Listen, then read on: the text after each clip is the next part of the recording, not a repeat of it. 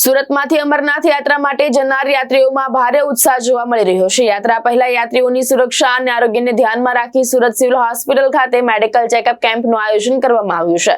ડોક્ટરો દ્વારા સંપૂર્ણ તપાસ કરી ફિટનેસ સર્ટિફિકેટ આપવામાં આવી રહ્યા છે। સુરત શહેરમાંથી અમરનાથ યાત્રા માટે જનાર યાત્રીઓમાં ભારે ઉત્સાહ જોવા મળી રહ્યો છે। યાત્રા પહેલા તમામ યાત્રીઓ માટે સુરત સિવિલ હોસ્પિટલ ખાતે મેડિકલ ચેકઅપ કેમ્પ ફરજિયાત બનાવવામાં આવ્યો છે।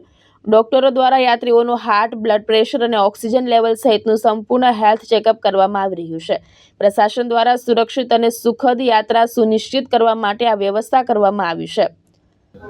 આજથી શ્રી અમરનાથજી યાત્રા અર્થે જે 3 જુલાઈ 2026ના રોજ ચાલુ થાય છે એના અર્થે જે મેડિકલ પ્રાઇમરી રિક્વાયરમેન્ટ છે મેડિકલ હેલ્થ ચેકઅપ કરીને ફિટનેસના સર્ટિફિકેટ આપવામાં આવે છે એ અર્થે આજે એ પ્રક્રિયા અહીંથી ચાલુ કરવામાં આવી છે અને રોજના 500 યાત્રીઓની તપાસ કરવામાં આવશે। જે વ્યવસ્થાના ભાગરૂપે સારી વ્યવસ્થા રહે, વ્યવસ્થા સુચારુ ચાલે અને જળવાઈ રહે એ અર્થે રોજના 500 યાત્રીઓની રોજ હેલ્થ ચેકઅપ કરીને સર્ટિફિકેટ ઇસ્યુ કરવામાં આવશે।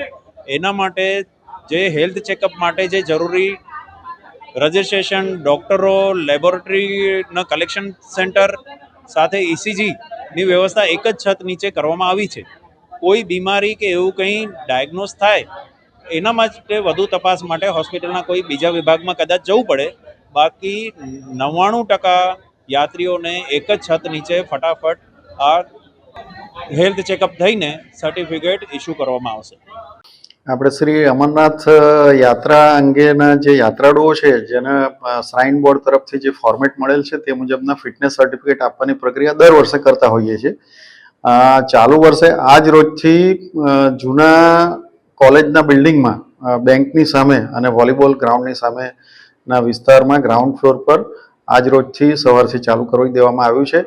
રોજની 500 કૂપનો આપશું અને તમામ પ્રકારની વ્યવસ્થાઓ એક છત નીચે રાખવામાં આવી છે, જેથી કરીને medical officers, physician, ECG, laboratory test, તમામ પ્રકારનું રજિસ્ટ્રેશન, કેસ બારી, તમામ વ્યવસ્થાઓ એક જ છત નીચે અલગ અલગ રૂમમાં અને વેઇટિંગ રૂમ પણ 2 મોટા મોટા રાખ્યા છે અને તમામ પ્રકારની વ્યવસ્થાઓ ઉપલબ્ધ કરવામાં આવી છે, જેથી કરીને યાત્રાળુઓને કોઈ તકલીફ નહીં પડે અને આ તમામ વ્યવસ્થાઓ ફ્રી ઓફ ચાર્જ કરવામાં આવી છે।